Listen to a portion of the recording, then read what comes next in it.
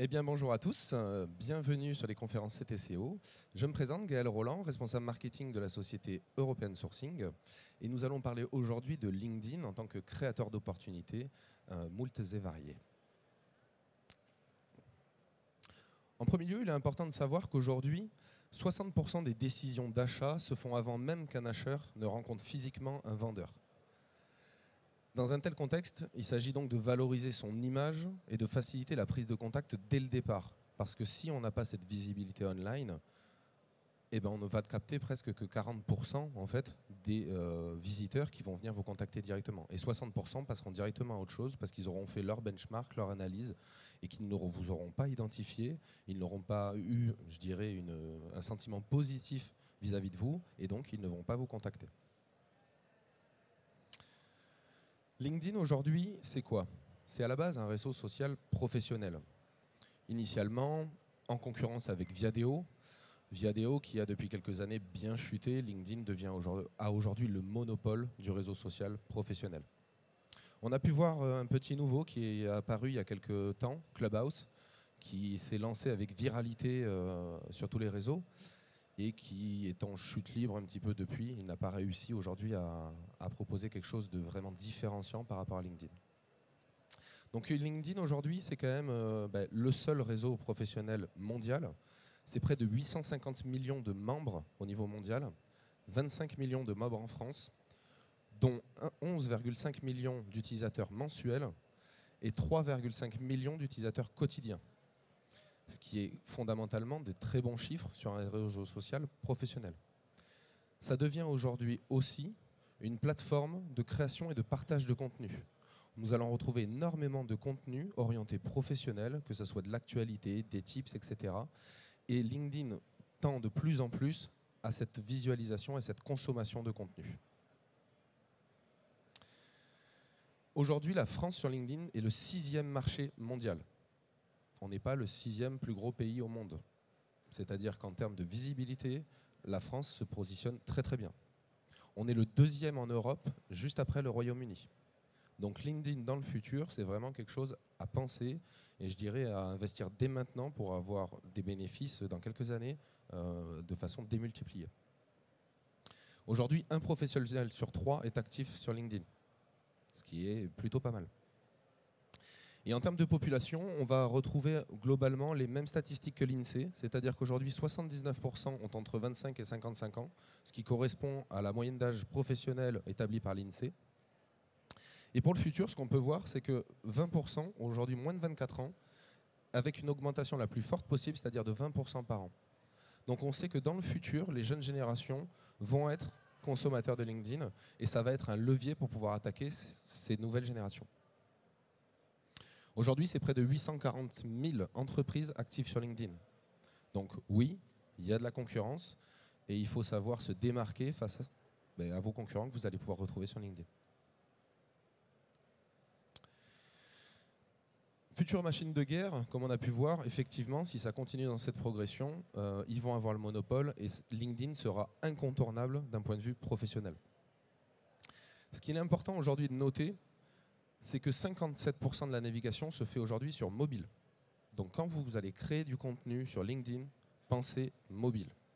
C'est un chiffre qui va faire qu'évoluer. Aujourd'hui, LinkedIn, ceux qui l'utilisent, vous êtes souvent avec votre téléphone, on va vite voir.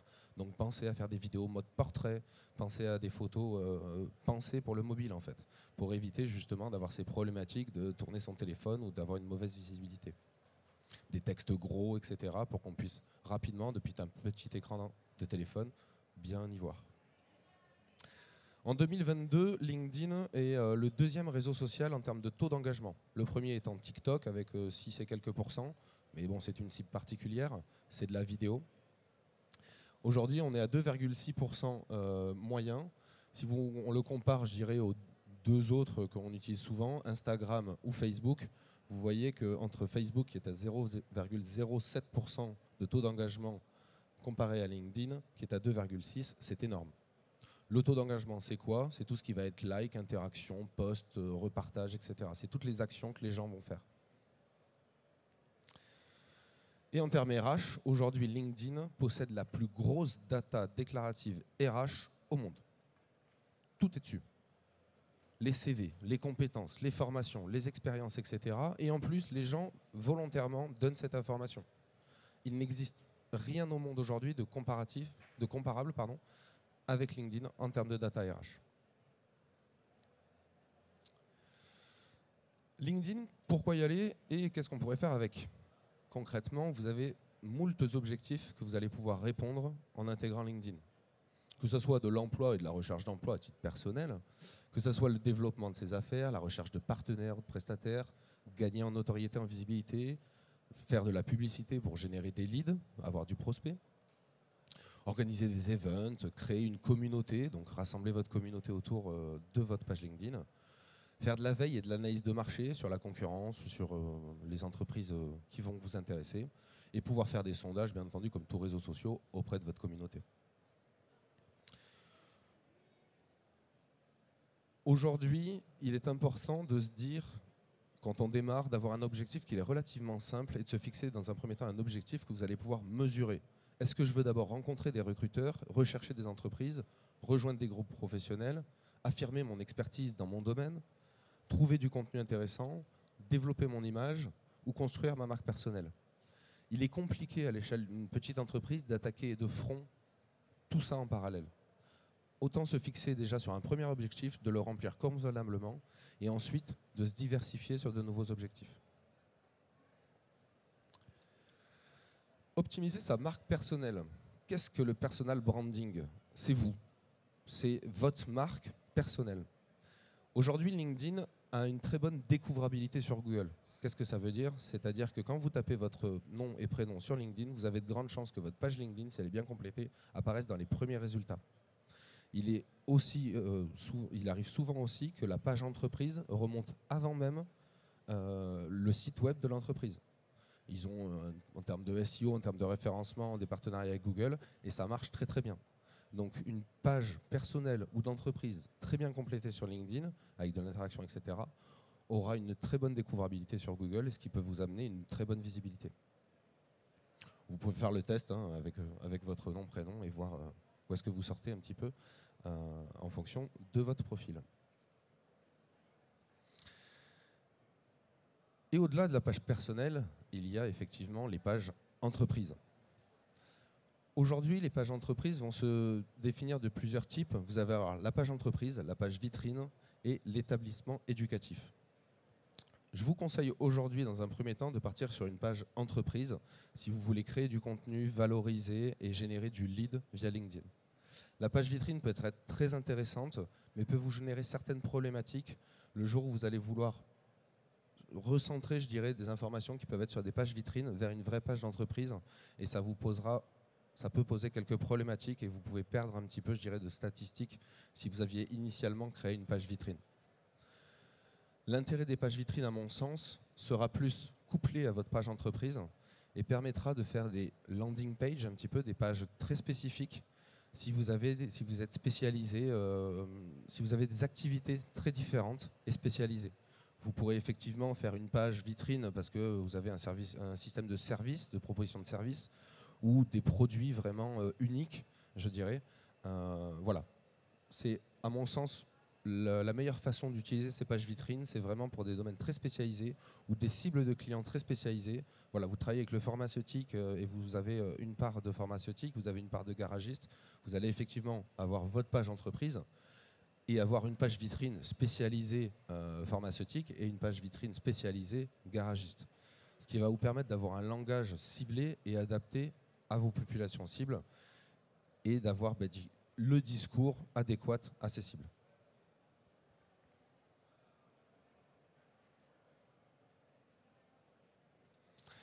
Comment bien optimiser sa page LinkedIn aujourd'hui? Il faut penser à remplir déjà tous les éléments qui vous sont demandés.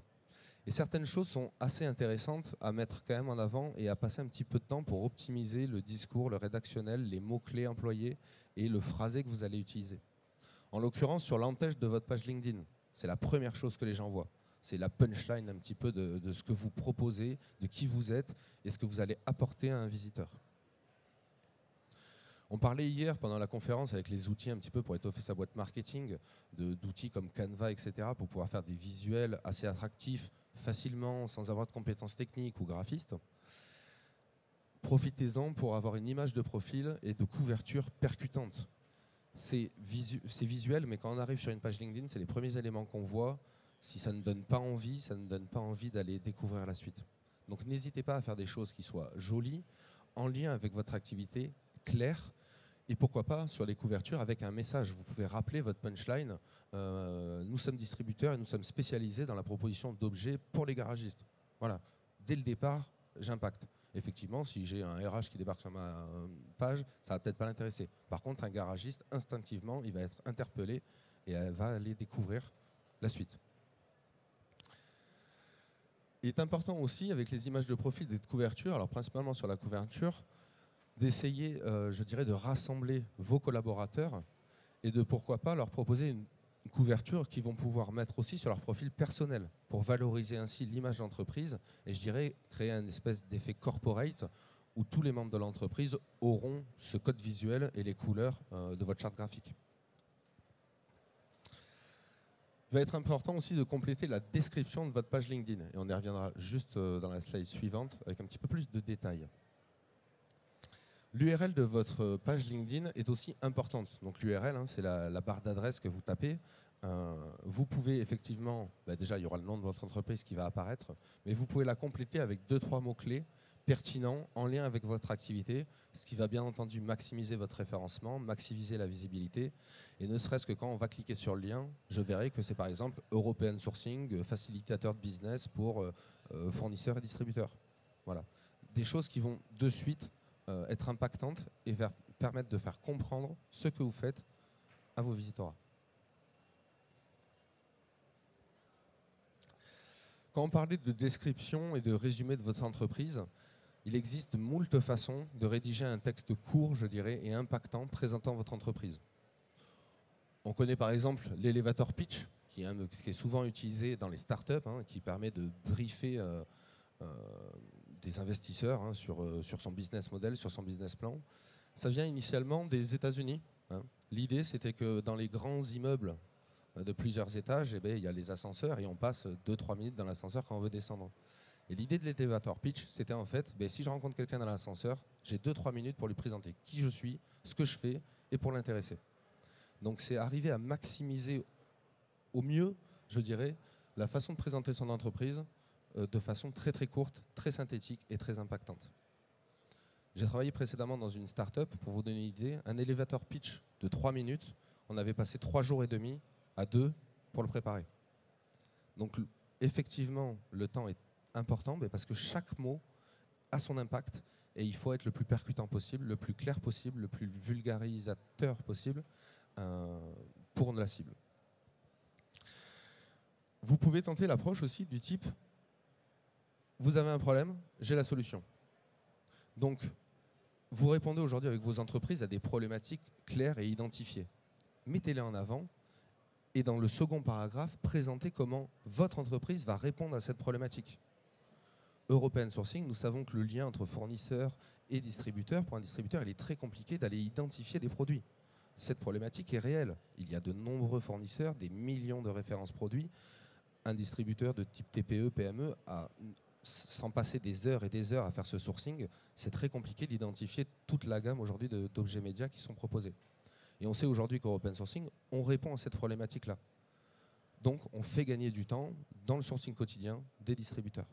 C'est une problématique simple et une réponse efficace.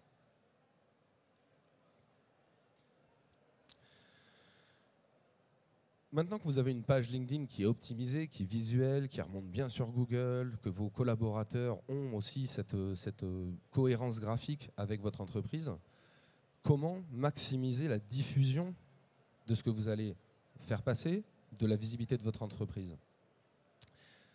D'une part, une fois que vous avez fait ça, vous allez pouvoir inviter des personnes à suivre votre page. Je crois de mémoire que c'est une centaine d'invitations par semaine. Mais mine de rien, sur quelques mois, vous allez pouvoir générer de l'invitation auprès de vos cibles, de vos prospects, de vos clients, assez facilement. N'hésitez pas aussi à ajouter, alors peut-être pas tous vos collaborateurs, mais une sélection de collaborateurs qui seront prêts à jouer le jeu, qui seront prêts à s'investir là-dessus, en tant qu'administrateur pour qu'ils puissent inviter eux-mêmes leurs relations. Alors typiquement, nous chez Open Sourcing, c'est par exemple nos commerciales qui ont cet accès-là pour pouvoir aller travailler avec leurs prospects, leurs clients, relancer et créer ce relationnel. Vous allez pouvoir aussi communiquer sur l'existence de votre page. Et effectivement, si vous la créez a posteriori, j'imagine que moult de vos collaborateurs auront déjà une page en fait, personnelle. N'hésitez pas à leur dire d'actualiser leurs expériences professionnelles en mettant le lien de votre page directement. Ce qui permettra à un visiteur qui viendrait sur cette page de pouvoir cliquer et faire au mieux référencer votre page derrière. Pareil, hein, dans le cadre de la communication, n'hésitez pas à intégrer après votre présence sur LinkedIn, dans vos signatures de mail, etc., par le petit picto avec un lien direct sur la page. Parce que LinkedIn aujourd'hui peut être le premier pas, je dirais, la première page visitée par des visiteurs avant même votre site web. Ils iront sur votre page LinkedIn, si ça leur plaît, ils cliqueront, ils iront ensuite découvrir plus sur votre site web qui lui est bien plus complet. LinkedIn peut être vu comme, si vous voulez, un mini site web très synthétique de ce que vous allez faire, avec pour vocation justement d'aller emmener les gens soit sur votre site web, soit directement de vous contacter si vous mettez un call to action, donc un petit bouton de contact sur votre page LinkedIn. Rappelez-moi, demandez un devis directement en fonction de vos problématiques et de vos besoins. Pensez à actualiser donc profil personnel et ceux de vos employés. Parce que certes, la page d'entreprise est visible, mais LinkedIn reste un réseau social, humain, donc favorise principalement les profils personnels. Donc en tant que chef d'entreprise, n'hésitez pas vraiment à avoir un profil qui est au top et qui soit en complète liaison avec votre page entreprise. De relayer les informations de votre entreprise, que votre entreprise relaye les informations de vos salariés, etc. Pour qu'il y ait vraiment ce cycle, je dirais, entre les personnes qui composent votre entreprise et votre entreprise en tant que telle. Ça va permettre aussi de créer ce sentiment de satisfaction vis-à-vis de vos valeurs, de l'humain que vous êtes derrière, parce que chaque entreprise a des valeurs différentes, une façon de travailler différente, et concrètement, un prospect va matcher avec telle personne ou telle personne, et c'est ce qui va aussi déclencher derrière du business. Donc l'humain reste très important dans tout ça. N'hésitez pas aussi à ne pas avoir qu'une stratégie push, c'est-à-dire de toujours aller contacter des gens, demander des choses, etc. Ça ne fonctionne pas vraiment. C'est plutôt l'inverse, c'est attirer les gens à soi. Donc participez à des groupes, répondez à des conversations, commentez, donnez votre expertise de façon, je dirais, bénéfique et gratuite. Et ça va vous amener derrière, effectivement, ça va valoriser votre expertise et ça va vous emmener derrière un nombre de visiteurs, un nombre de leads importants qui viendront vers vous contacter parce que vous aurez cette réputation d'expert dans votre domaine et que ça sera valorisé. On vous verra un petit peu partout, donnant des conseils utiles, des informations, etc. Et on verra que vous êtes quelqu'un, je dirais, de très humain, de très sur le partage et sur la communication.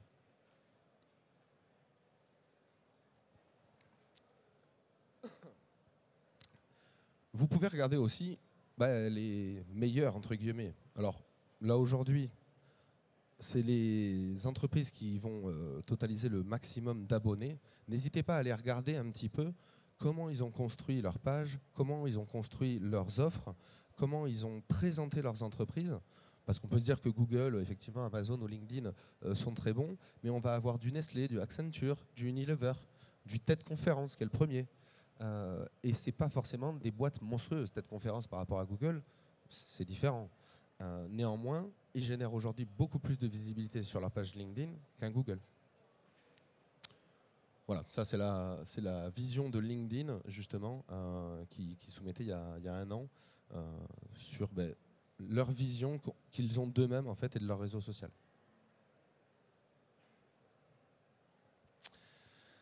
Alors là, c'est la petite astuce, c'est le petit hack de LinkedIn sur votre page entreprise. C'est une astuce qui fonctionne encore, je l'ai testé hier, qui peut-être un jour ne fonctionnera plus, mais c'est une petite astuce à connaître. Aujourd'hui, quand vous avez une page entreprise, il m'est impossible d'écrire au nom de mon entreprise sur un commentaire ou un post d'une personne X ou Y qui ne m'aurait pas mentionné précédemment. Mais il existe une faille pour pouvoir le faire quand même. Par exemple, vous voyez Bertrand de 656, à mentionner notre entreprise, donc European Sourcing, dans un post. En cliquant sur ce petit bouton dans mon activité, je vais pouvoir lui répondre directement. Mais qu'est-ce que je vais faire? Je vais me rendre compte... Ah, hop, je passe d'avant. Je vais me rendre compte que ça, c'est l'URL effectivement du post de Bertrand où il m'a mentionné. Je vais récupérer juste et copier-coller juste la dernière partie.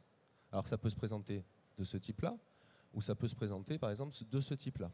Vous avez le slash, point d'interrogation, acteur compagnie, etc., etc. Vous récupérez tout ce qu'il y a derrière. Et ensuite, vous ouvrez un post, X ou Y, n'importe lequel, qui vous intéresse. Nativement, vous voyez, ça va me proposer de rédiger avec mon profil personnel, Gaël Roland. Je copie-colle, enfin je colle ce bout d'URL à la fin de l'URL du post, et comme par magie, la page va se réactualiser, et hop, je vais pouvoir poster en tant qu'European Sourcing. C'est une petite faille, mais ça peut être pratique. Alors utilisez-la avec parcimonie, parce que ça va être votre entreprise, et que si vous vous mettez à spammer tous les posts avec de la publicité, venez nous voir, on a des super promos, achetez nos produits, vous allez dégager plutôt un aspect négatif que positif. Mais par contre, ça peut être très pratique et très utile à utiliser avec parcimonie, de façon intelligente, je dirais, pour non pas communiquer en tant que Gaël Roland, mais pour communiquer en tant que European Sourcing. Je ne sais pas combien de temps cette faille, je dirais, sera encore fonctionnelle, mais ça marche plutôt pas mal.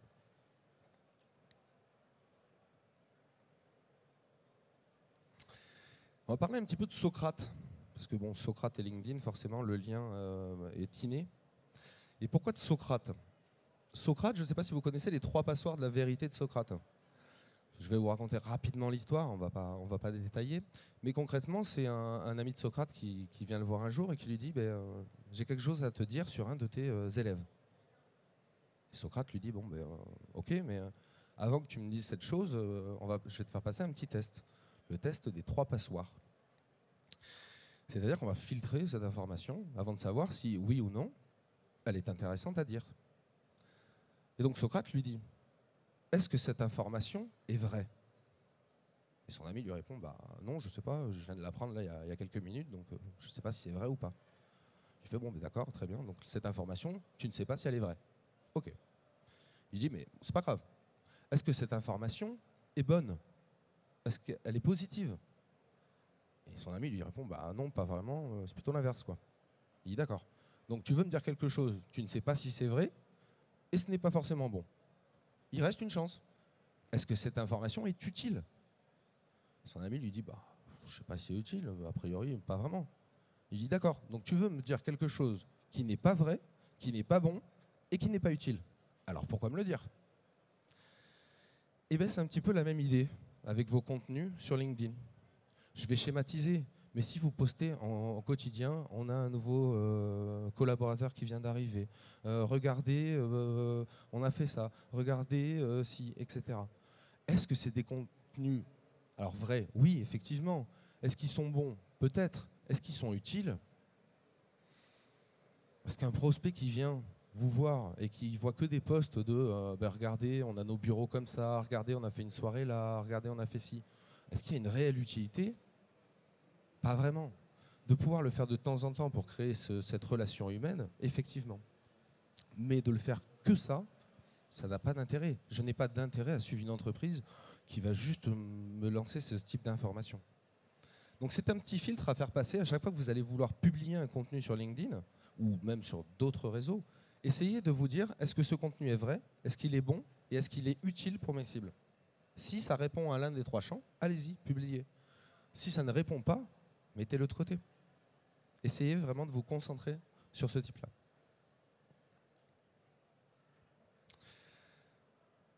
Et justement, quand on parle de contenu sur LinkedIn, il est important, je dirais, de comprendre comment marche l'algorithme de LinkedIn. Qu'est-ce que l'algorithme? C'est-à-dire, c'est tout le calcul, je dirais, informatique qui fait qu'un post ou non est affiché sur les fils d'actualité des gens et qui va avoir une portée forte ou une portée faible. Aujourd'hui, LinkedIn utilise un algorithme de filtrage de l'information. C'est-à-dire qu'il va prédire les préférences de ses utilisateurs pour leur suggérer des éléments pertinents. Donc pour LinkedIn aujourd'hui, c'est l'utilisateur qui est la priorité. Ce qui est logique en soi. Et donc, quand vous postez un contenu, il va passer dans une moulinette, on va dire, de façon simple, avec 4 étapes. La première, c'est qu'ils vont vérifier la crédibilité de votre contenu et le classer parmi 3 catégories. Le contenu est clair, le contenu est de basse qualité ou c'est du spam. Première étape. La deuxième étape, c'est qu'ils vont l'envoyer à un petit groupe de personnes. Sur les 60 premières minutes, c'est pour ça qu'il est aussi très important, et on reviendra après, l'heure de publication de votre post joue. Parce que les 60 premières minutes vont impacter la réussite ou pas de la diffusion de votre post. Effectivement, ce test sur les petits utilisateurs, s'il génère un pourcentage de partage, de like ou de j'aime assez intéressant, ils vont matcher et votre contenu va décoller. Si ce petit groupe d'utilisateurs ne like pas, ne trouve pas d'intérêt là-dessus, en test réel, votre contenu va juste disparaître dans les limbes, je dirais, des moultes contenus autres.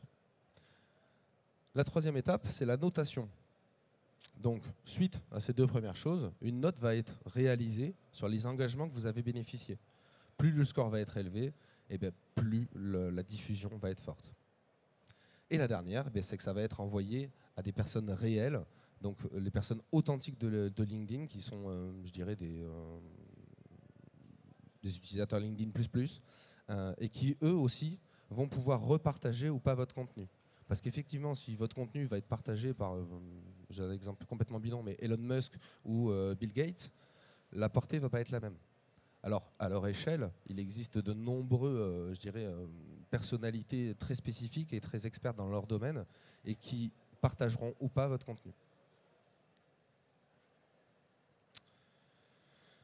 Donc, en partageant un contenu de qualité, en traitant des problématiques qui concernent votre cible, les internautes vont naturellement en fait, venir à vous et vont trouver de l'intérêt à vous suivre.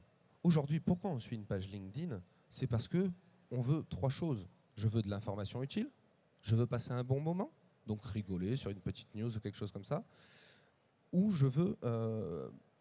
c'est les 2 principales choses qu'on fait sur LinkedIn, et vous le voyez dans votre flux d'actualité. Posez-vous la question la prochaine fois que vous défilez votre fil d'actualité LinkedIn, quels sont les éléments qui vous arrêtent? Et posez-vous la question de pourquoi je me suis arrêté sur cet article-là. Qu'est-ce qui m'apporte? Est-ce qu'il me fait sourire? Est-ce qu'il me fait rire et je passe un bon moment? Est-ce qu'il m'apporte une information utile? Et vous allez voir que vous allez généralement tourner sur ces 2 éléments-là.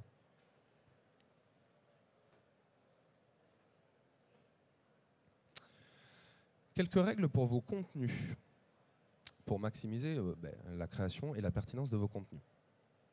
L'idée, c'est que les contenus soient engageants, c'est-à-dire qu'ils poussent derrière aussi à une action. C'est pas juste lire un texte et puis fin, c'est fini. Non, j'apporte une information utile, mais derrière, c'est quoi l'étape suivante? Donc, faites que vos contenus soient engageants, qu'il y ait une étape après, et que c'est pas juste j'ai lu et je m'en vais, c'est fini. Ayez une accroche percutante, des mots-clés pertinents. Donc ça, on revient, je vais passer rapidement, mais c'est un petit peu la base de tout. Faire des phrases courtes et claires, des phrases de 3 lignes, incompréhensibles, un langage très soutenu. Certes, c'est très français, c'est très bien, on sait rédiger, etc. Mais quand vous êtes sur votre fil d'actualité et que vous défilez, votre œil, il y est en travers. Donc il faut avoir quelque chose de simple, de vulgarisé, de clair, et qui va pouvoir, je dirais, s'adapter à n'importe qui. Utilisez aussi les hashtags, vous savez, le dièse et puis nom de votre entreprise, ou dièse, objet média, ou quoi que ce soit. Mais n'en mettez pas trop. Je vois beaucoup de posts passer sur LinkedIn, il y en a 10, 15, 20, 25. Ça ne sert à rien. Et c'est plutôt négatif. Entre 3 et 5 maximum par post, c'est largement suffisant. Pareil, on parlait tout à l'heure avec l'algorithme, vous avez vu, les 60 premières minutes sont importantes, donc pensez à vos heures de publication. Ça va dépendre principalement aussi de votre cible et de votre auditoire. Je dirais des 2 créneaux qui sont plutôt pas mal d'un point de vue global, hein, donc à adapter en fonction de ce que vous faites. 7h, 9h, 12h, 14h. C'est juste avant les périodes de travail. Hein. Juste avant de commencer, je dirais, le job, on va sur LinkedIn, on regarde rapidement, et puis ensuite, on a la journée qui part. Variez vos supports. Images, textuelles, petites vidéos.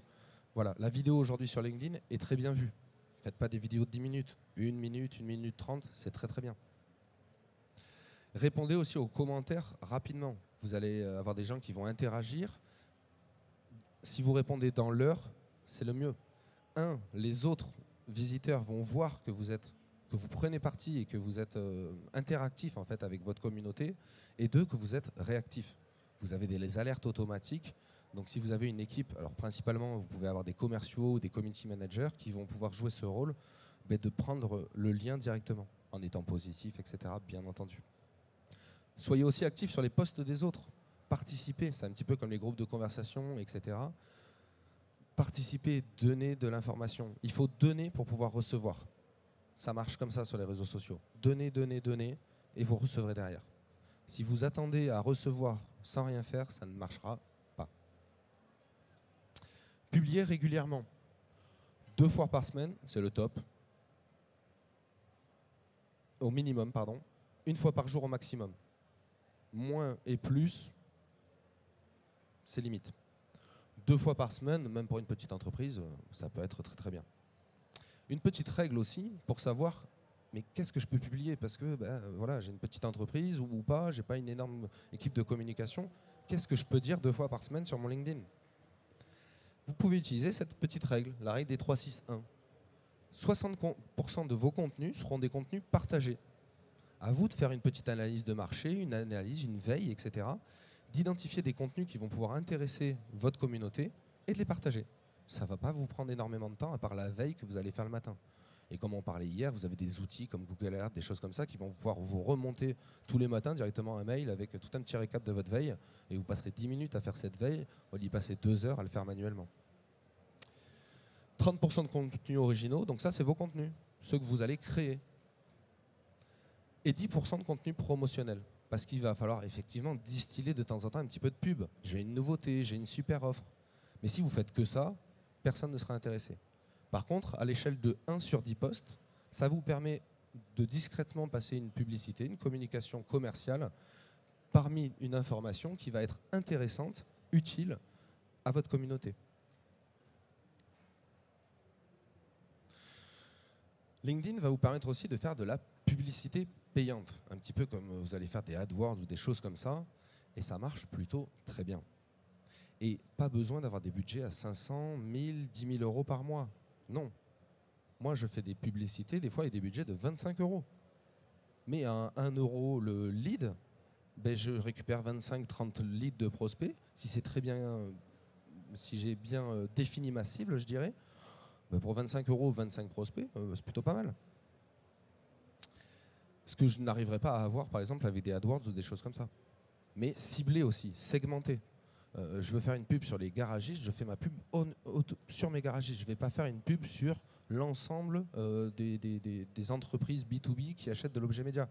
Non, soyez très spécifique, très ciblé. Visez peut-être 50 000 personnes, 100 000 personnes par votre ciblage sur les âges, les catégories socio-professionnelles, entreprises, postes, voilà, pour avoir un taux de retour qui sera le meilleur. Il y a 2 choses à faire avec les publicités sur LinkedIn. Vous avez le LinkedIn Sponsored Content et le LinkedIn Direct Sponsored Content. La grosse différence entre les deux, c'est qu'il y en a un qui apparaît sur votre page entreprise et l'autre qui n'apparaît pas. Donc en fonction de ce que vous voulez faire, vous faites un post, je dirais, sur l'utilité de l'objet média pour les entreprises garagistes. Voilà, je vais peut-être le sponsoriser pour qu'il soit visible par tous les garagistes et je veux qu'il apparaisse sur ma page entreprise parce que c'est un contenu qui est intéressant et utile. Alors qu'au contrario, je fais une super offre promotionnelle, je dirais one shot sur voilà, j'ai du stock sur un produit, il y a une super offre, etc. Je vais peut-être faire plutôt une campagne qui n'apparaîtra pas à terme sur ma page entreprise. Elle sera dans le fil d'actualité des gens qui suivront ça, mais sur votre page entreprise, elle ne sera pas spoilée, je dirais, par ces publicités.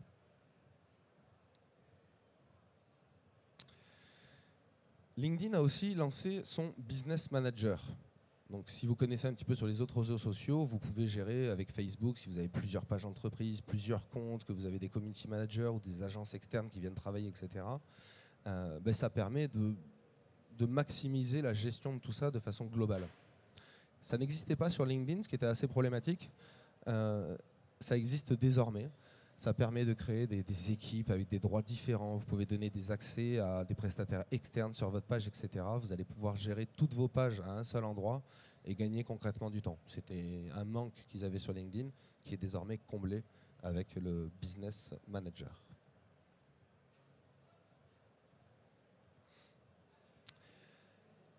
Et sur LinkedIn, on peut aussi recruter.